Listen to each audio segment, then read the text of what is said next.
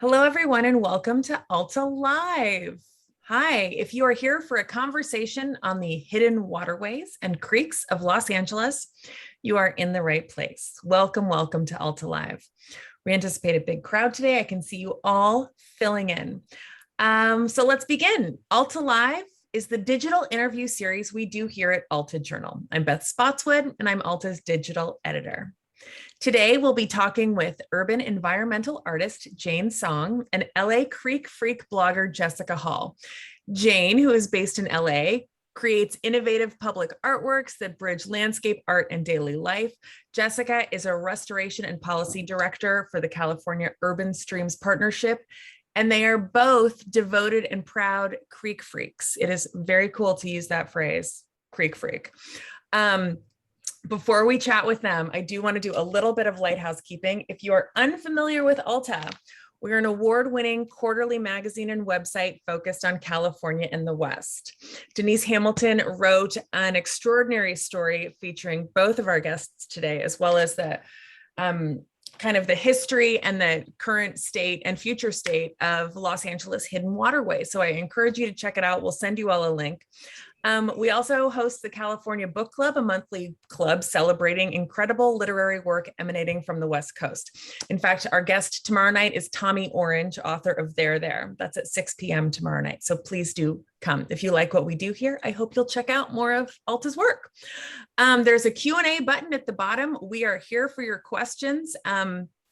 Please use that to ask any questions you have over the next 30 minutes of Jane and Jessica.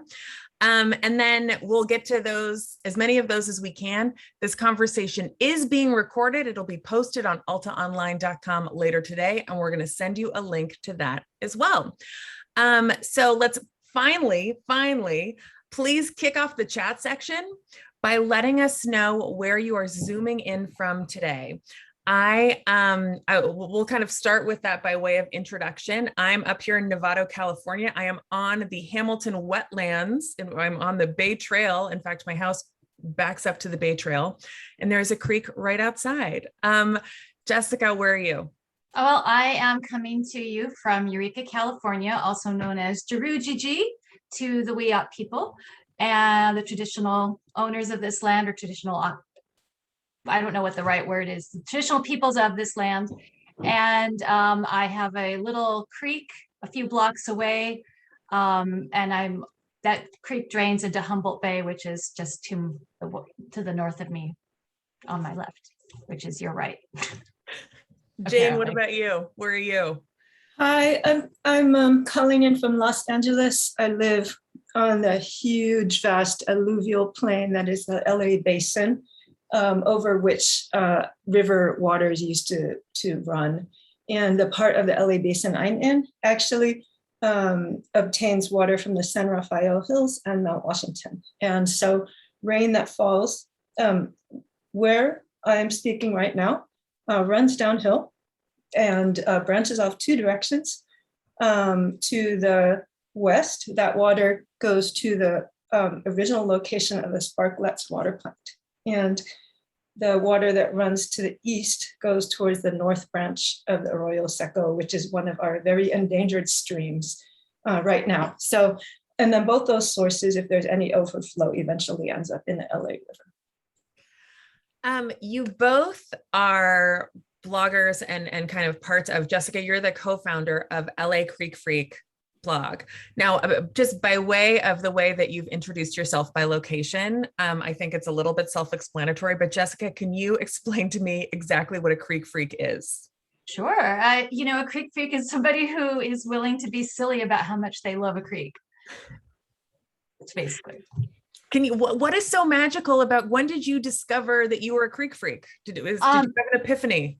Well, I think that there were little seeds were planted along the way. So like a lot of people who are creek freaks, I loved playing in a creek as a child. And my grandfather's house was in Eastern Kentucky, and we would play in Little Perry Creek. And that's planted a seed that years later became a big aha as an adult when I was a graduate student at Cal Poly Pomona and studying landscape architecture in the master's program there. And I had to do a research project and saw this thing about in Los Angeles magazine, the real estate issue. Said like, here's the neighborhood with the creek in it. And I was like, there's no neighborhoods with creeks in LA. I'm from here. I know this place. There's no creeks. So, it was like a challenge. And I love a challenge, apparently. I have to fight with challenges. So I was like, I'm going to find this creek because I don't believe it. And I found it. And there were these bushes. And you poke through the bushes and there's the creek. And you could see that lots of people over time had been poking through the bushes because they were all worn right there. And by the way, this is in Brookside. And I've been seeing a lot of people saying hello in the chats from Brookside. So hi guys. Your creek is what started it all. Wow. Okay. So Jane, what was your gateway creek? Oh, well, it was, so I had just moved to LA and, was utterly disoriented and just trying to make sense of this place where you could drive for hours and it seemed like the landscape was the same, right? It was concrete, it was minimal, it was like all flat.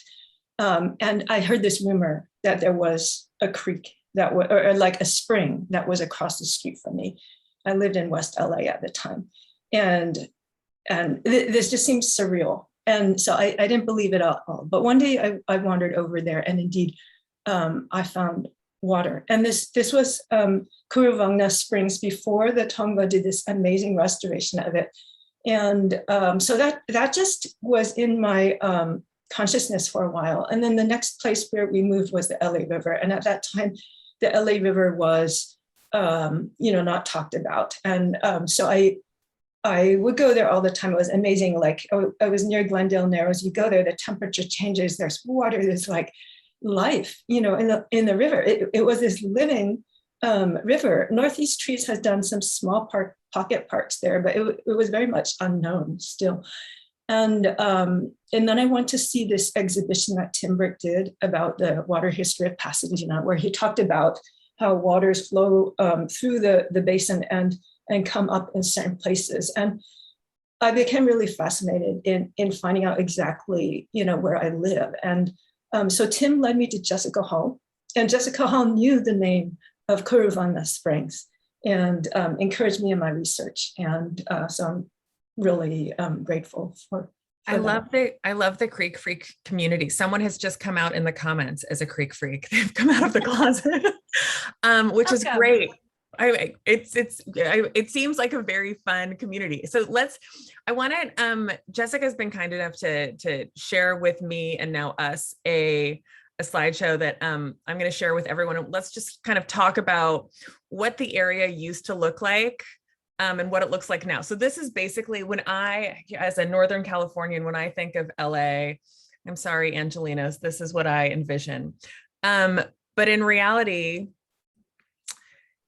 Jessica, can you kind of take us through the natural honestly, landscape? I just would say that the original presentation says you are here on it. And I would just say, you are here, and change the slide, and you are here. There it is. You are here. You are here. You are here. I'm having some funky slide movements, sorry. It's like a little magical fade. You are here. It's a PowerPoint fade that apparently doesn't work well on Zoom. You are here. These are buffaloes. Yeah, well, okay, you're not there. But all of these are places that were part of the ecosystems of the LA Basin, or that still are. What you're looking at is in Gardena, California, right now. And it was once part of a more than 1,200 acre wetland. A few acres remain. There's water in there. So every one of those pictures represents something that you would have seen somewhere in the LA Basin. This is a 121 year ago look at the streams and wetlands of LA. Can you take us through a little bit, kind of briefly, and I realize this is a gigantic topic and a gigantic region, but what happened? Obviously development. Yeah. Can you go through a little bit of what we're Yeah. looking at and what's So, changed? so this, as you can tell, it's a portion. I didn't have maps at the time of the whole region, and there are folks who are doing historical ecology research on Los Angeles today, among them Travis Longcourt, Shauna Dark, and Philip Etherington. And they're going to be developing much more comprehensive portraits of what this area was once upon a time. But based on what I've seen in the historical record from maps and oral histories, you know, what's most shocking about LA, I think, for people is that it actually had this really robust groundwater. And that's coming from the San Gabriel Mountains, infiltrating into the San Fernando Valley. And so some of those upper areas of the LA and San Gabriel watersheds. I should also acknowledge that my map is all about LA, and the San Gabriel Valley is just to the east and is an even larger river system. It supports a huge area. And so that just have to acknowledge that. And so the groundwater got depleted pretty quickly because no one was regulating it. And everybody has this idea, just like we do now, that, you know, whatever out there is a commons, it's infinite, you know, we can do whatever, no one's going to be affected. There's this kind of short-sightedness that we haven't seemed to quite have mastered in our way of dealing with things. And so the groundwater depleted. And as the groundwater depleted, you know, people's expectations and understandings of how the land would function were also shifting. They were surprised by flooding. And to be fair, in the upper watershed, you can see on the map, there's these dry washes. Those dry washes were probably most of the time dry because the water was soaking into the ground. So you weren't seeing it on the surface necessarily. But as you go further down in the watershed, that water would pop up as the base flow in these rivers and streams. It would feed marshes and wetlands. There were spring-fed marshes in Los Angeles. There are peat bogs. There's peat soils in Los Angeles that buildings are built on because there were wetlands there once upon a time. So it's that combination of environmental desertification that we created with the desire to develop the land. And the fact that to do that, you had to control the floods. What Denise's article ends with a quote that says, once it's gone, in reference to these creeks and waterways that used to run that used to flourish in Los Angeles. Is that true? Are they gone, and can they be restored? Do we have to? I know, Jane, you spoke in the article about we need to revision what it would look like. Well, yeah. So they gone forever? Yeah, Denise adds such a great perspective, and as a crime and mystery writer and a writer of speculative fiction, those are perspectives that are so perfect for this topic, because you know the issue of what happened to this water and what are we doing to all the water that we get right now, all the rainfall that comes from the sky that used to feed all those streams that Jessica showed, many of which still flow underwater. But one big thing that we did was we built houses, you know, and roads and parking lots, you know, over all the soils that used to soak in the rain. And so when that rain runs right into the drain, you know, into the ocean, instead of soaking into the soils, we no longer have the water that used to flow underground to replenish all those streams.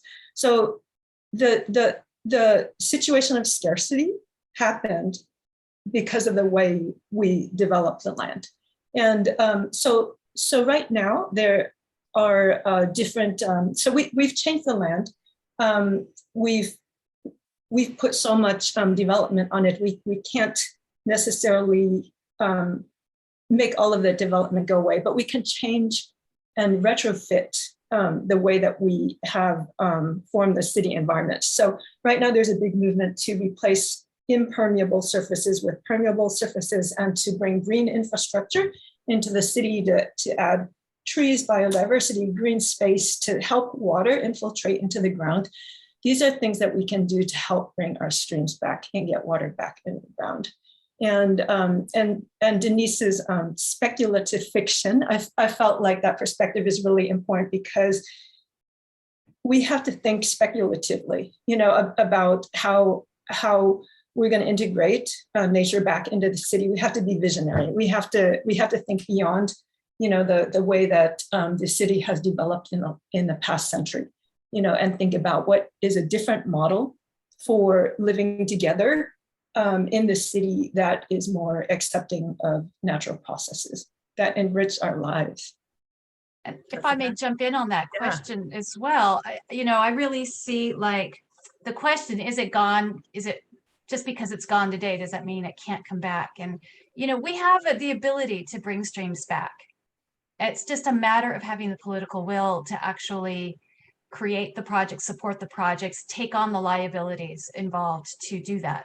And there's an example, there's plenty of examples of that.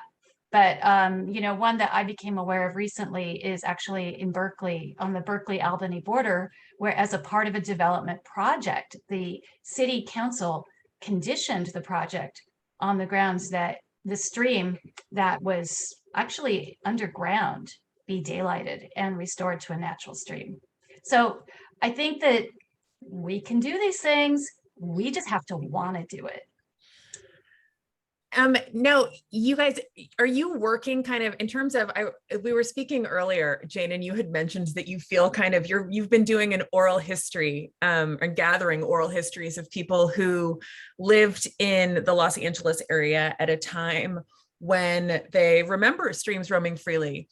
Why is it so important to kind of capture those memories, and what are you going to do with those oral histories?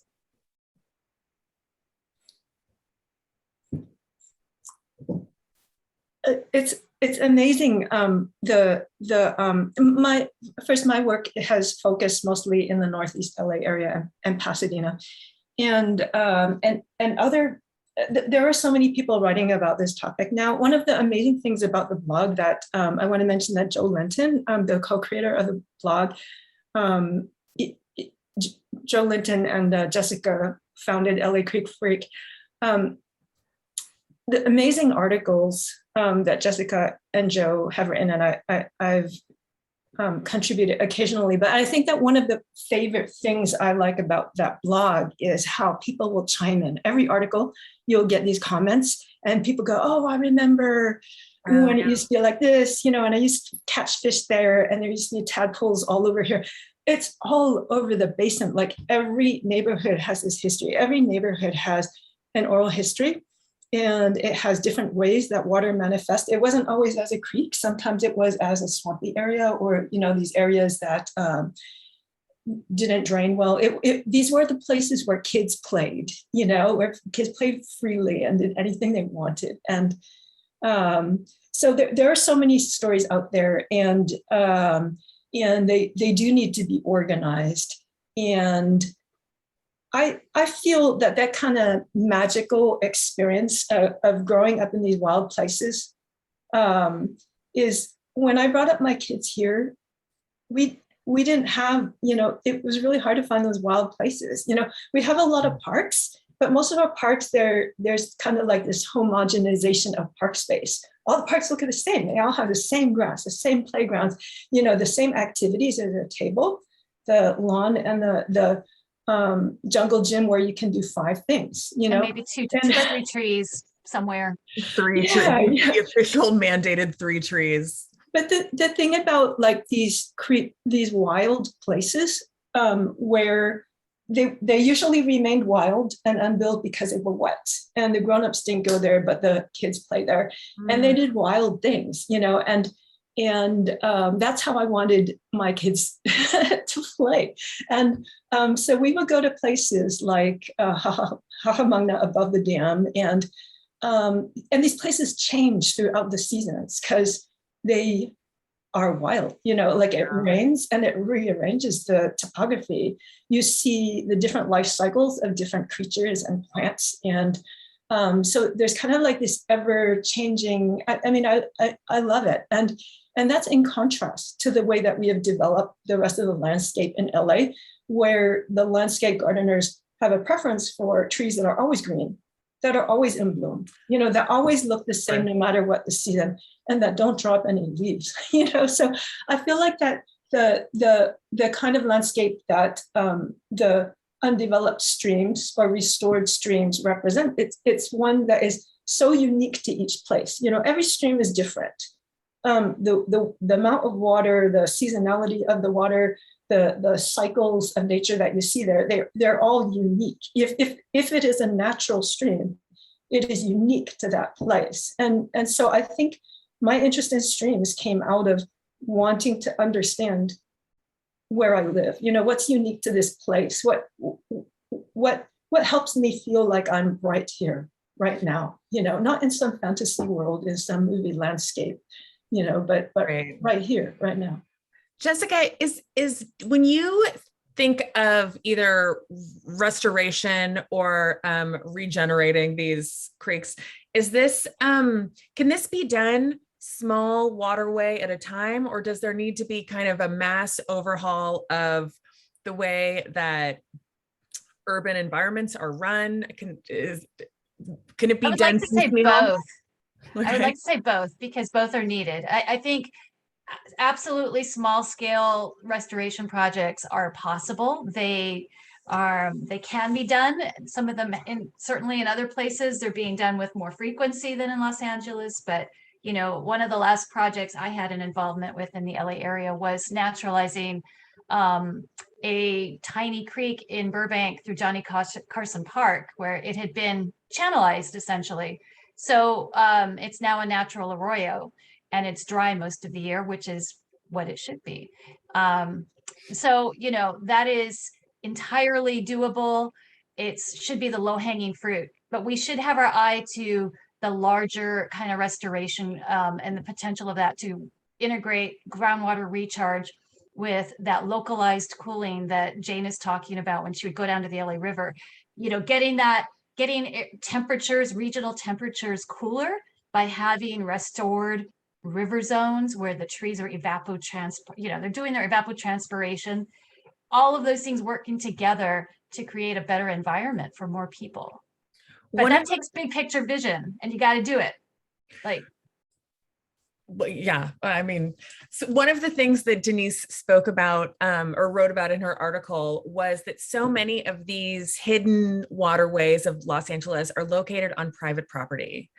And I was curious to learn about the laws that were around that, and I'm curious what you think about do homeowners do they have a legal responsibility to take care of creeks on their property instead of blowing it out and putting in a bocce ball court? I imagine if you're privileged enough to be able to buy a home in the Los Angeles area that has natural water flowing on it, you can afford to take care of it beautifully. What are the laws around that? Do they need to change? Yes. Dive on in. So a couple things. There's a sort of baseline thing. If you're a city, probably the biggest thing you care about, if there's a resident in your city who has a creek, is that you do not block the flow of floodwater. So there's nuisance laws about that. So you got to make sure that you're keeping the creek open enough that water can flow through. That's number one from a public safety standpoint. In terms of protecting the stream itself, you know, there's this funny perception that we have all these environmental laws that prevent developers from being able to do their projects. But the truth is, there's nothing that says you can't culvert a stream.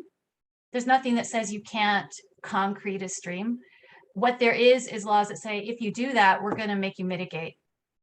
And so unless there's a stream protection ordinance on your books, and that's usually a local level thing. So if your municipality does not have a stream protection ordinance, people can actually, through the public process, they can do things to the creek that destroy it. They just have to mitigate it. And that's if they even get, you know, that's even if the environmental authorities get notified that they're doing something to that creek. Because a lot of stuff, if it's a single family property, a lot of it happens under the radar. Sure. So can I add something to that too, is that like Jessica said, we supposedly have this great environmental protection in California, but the fact is that people mitigate around everything. And one of the shames is that this regulatory structure that was supposed to protect things, actually it's so constrained to these very specific like right where you see the surface water, they would consider that the stream, and there's like a certain amount of boundary on each side. But the fact is, the stream is there because of the entire watershed. And so if you are only protecting a narrow area to either side, your benefits are like much more limited. And in terms of the benefits we want to get out of creeks, which is biodiversity. Right now, we're expecting with climate change more precipitation to fall in fewer big storm events, and in these larger storm events, like are allowing enough room for our bodies of water to be able to expand and expand their footprint, to absorb those storm waters. That's going to be really important. And so it's great we have these protections, but they can also really limit, the way that we think about restoration and what we really should be protecting, which is a much larger area. And, I just want to add, I know you've got a question coming, but, related to that is that floodplains are a really important part of the stream system. The watershed, the contributing watershed is very important for the reasons Jane mentioned, but the floodplains are really important too.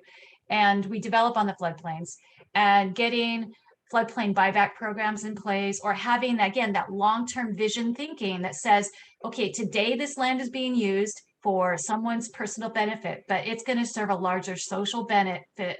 And 50 years from now, this thing needs to be floodplain. We need that kind of thinking to be enacted. And we need equitable ways of implementing it that compensate people properly for it. And we don't have any kind of framework for thinking through that at this time, at least not in Southern California. No, like Freak, you do have a list of resources or an area on your blog for how to save your creek.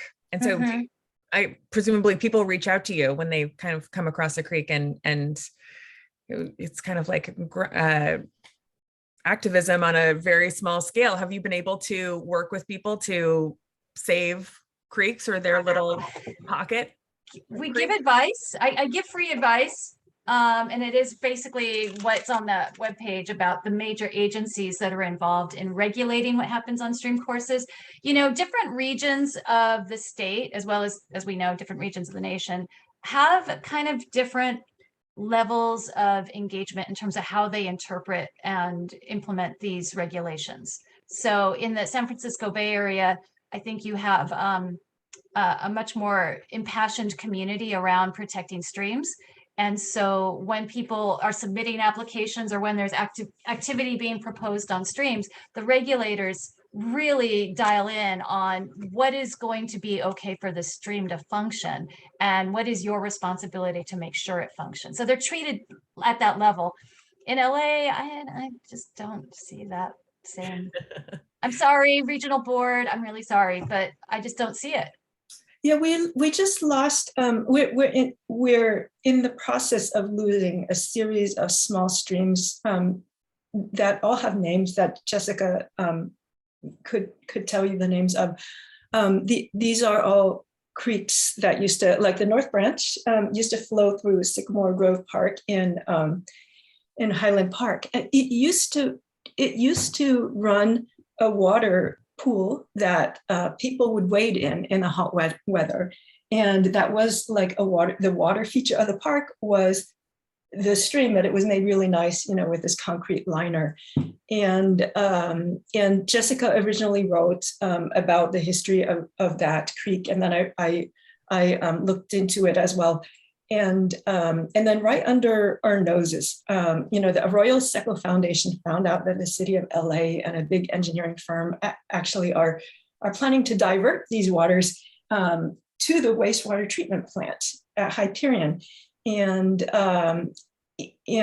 even though this stream was considered to be a low-hanging fruit in terms of a stream restoration, and there had been numerous community efforts to bring more attention to it. And it had been part of the US Army Corps of Engineers plan for restoration of the Arroyo Seco. And still, like the regulatory this whole world is so complex that even people who are in this world, we can keep up with all this stuff. Is so complex. And so, that's really a call for us to educate ourselves about what streams are in our neighborhood and what we want to protect, because there is a lot of money out there right now for new parks and clean like stormwater capture. And a lot of this money could be going towards projects that benefit our streams, in every neighborhood. And when the public doesn't know what's in your own neighborhood, or what you could be trying to restore and protect, it's a tough situation. Well, this is a great segue then. We're getting questions. Someone asks, how can we actively join the LA Creek Freak community? And I'm curious if, first of all, this is a public blog, obviously, and everyone's welcome to it. You have maps, you kind of reveal hidden creeks. Do you keep some secret? Do you want as many people to know about these hidden waterways of Los Angeles or anywhere? Or are you willing to share the knowledge and direct people to the hidden waterways and creeks of our neighborhoods? Well, so I do have a couple of creeks that I can share. As you observed, a lot of them are on private property. Some of them are in some pretty dicey kind of physical circumstances that I don't think are safe, and I would not be remiss to advise anyone to go to, but some accessible ones. There is a stream. Now, it has been engineered in some interesting, I don't know exactly what, there was a water quality project done on it. So I don't know, but it is a magnificent space. It's called the Wilmington Drain. It's been renamed the Wilmington Waterway. If you look at an old Thomas guide, it was called La Cañada de los Palos Verdes. But it is, if you go down into the Wilmington Lomita area, it's off of Lomita Boulevard, just west of the 110 freeway. Historically, it was a backwater to what is now Lake Machado, which is itself it's impounded, so it's got a dam on it. The lake, as we all know, where Reggie the alligator used to hang out. I like to believe in my head that Reggie went upstream and was hiding on the Wilmington Drain when all the alligator hunters were out at Lake Machado. I don't really know. I just made this up, but that's that in my head. That's what I always thought. But that is a magical place, and it's just off the beaten path. It just opens your eyes of like what beauty can be in the midst of so much urbanism. So that's one place I would recommend. And there's trails, so it's doable. Like when I used to go there, you'd have to kind of crawl through a thing in the fence, and it was maybe not the nicest place to be on that side of things, but it was just a wonderland. And do people openly share this? Is this information available if our audience wants to go check out some of these hidden streams? Can they go to LA Creek Freak and discover something in there down the block that's extraordinary? Are they encouraged to share their discoveries with you? Absolutely, please share. Yeah, absolutely welcome to share your stuff. The only reason we haven't, if it hasn't been written about, the only reason for that is the fact that there's only so much time in the day, and we all have to pay rent and mortgages and stuff. So on the blog, there's a page that's like, where can I find, Jessica, what's it called? Like, where can I find a creek in my neighborhood? And then just Google the place where you live, because there is such a rich repository of articles, mostly written by Jessica, about these amazing local histories. And then there's also this Facebook group, L.A. Creek Freak, and there is an active discussion there. Unfortunately, Jessica is not on Facebook, but but it's a place where people can freely have a dialogue, and please share what you find out, because I think that the more people that get out there and explore and see the potential for how we can speculate about the future. What kind of city do we want to live in? Don't we want it to have green? Don't we enjoy these natural features? So I think the more of us that get out there and learn, and have a vision for the future, I think that's great. Jessica? Being a creek freak is a state of mind and a state of heart. So you are a creek freak if that's how you feel. Oh my gosh, think about if everybody in LA, I mean, and like to think that water could seep into the ground, like that's like rocket science in LA, because we are so disconnected from the landscape and natural processes here. So we really want everybody to be a creek freak. We think of the amazing city we'd live in if there were more creek freaks. I'm seeing a comment from someone. Have you seen the pond that is in the interchange of the 710 and 10 freeway? That is part of the Arroyo Rosa Castilla. Just FYI. Yes, Anita, she's seen it. Yeah. Quickly, I know we're going a little bit over time. What do you think? Yes, Creek Freaks United. What do you think about LA City and County and their involvement in creek, quote, management? Are they involved in positive or negative ways? I don't think you can talk monolithically, like about these government agencies. And although there might sometimes be these official directions, but every institution is made up of a diversity of individuals. And I feel like I feel like in every agency, there are people who are really interested, in going further with environmental issues. It's not easy. I work for the government, it's not easy. And I see why it's really hard now, but every institution has some people, who are friends, and we need more, of us. So if you have an interest in environmentalism, like educate yourself, get involved with the city process, and speak out and write and make friends and allies, because we really need it to go forward.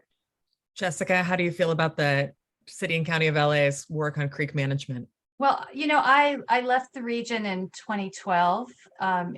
From 2001 to 2012, I worked very ardently to try and restore streams. And I told you, the last thing I worked on was one restoration. That was the only project of many that I had proposed that actually turned into an actual restoration.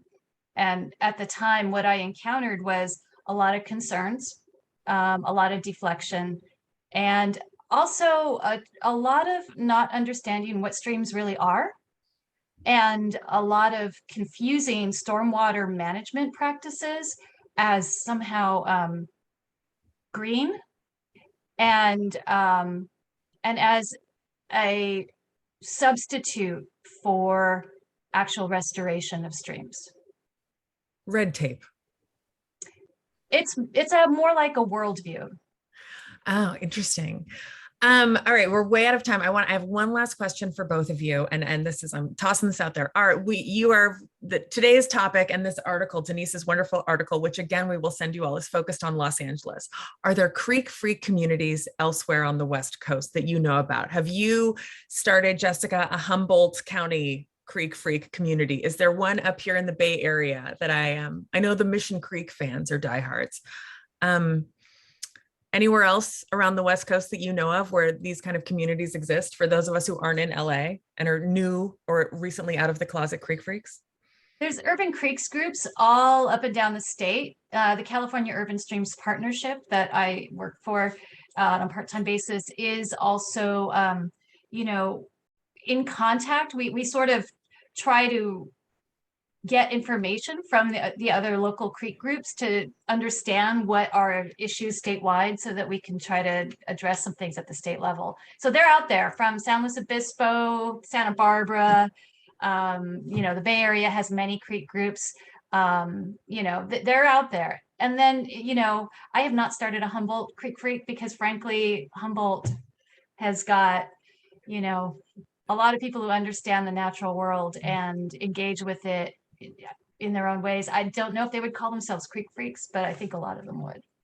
I want to throw out also that in Seattle, there is an amazing blog by a landscape architect about water stuff. They have their own water history, which is amazing. And then You know when what I it's was called? in, What's the blog called? oh, I forget. Hidden I have to look hydrology.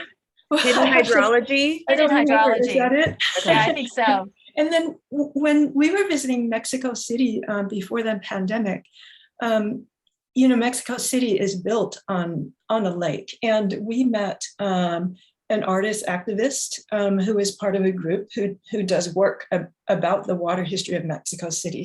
Oh, So cool. this is like a universal thing, And then I remember reading about it, similar groups in Europe. So yeah, it's amazing. All this amazing work. We've gone over, you guys, this has been so great. I want to direct, this session has been recorded. We're going to email it to everyone and post it on altaonline.com later today.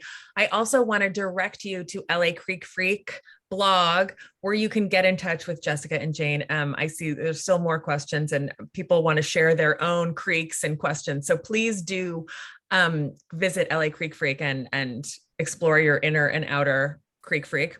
I also want to invite everyone. Tomorrow night, we are the California Book Club, which is produced and hosted by Alta Journal. We'll present Tommy Orange in conversation with our host, John Freeman. So that's at 6 o'clock tomorrow night. Everyone is invited, most especially Jessica and Jane. Thank you so much for sharing your wisdom and passion for creeks. It was an absolute pleasure. Thank you. Thank you. Thank you so much for having us. And again, Alta is an amazing publication, amazing writers, fact checking on the internet. Amazing. Oh yes, we hear it for a compliment for our fact checkers. Well, thank you for being a part of this issue and today's Alta Live. Very grateful. Take care, everyone. Happy creaking. Hey, have a good day. Right. Bye. Bye.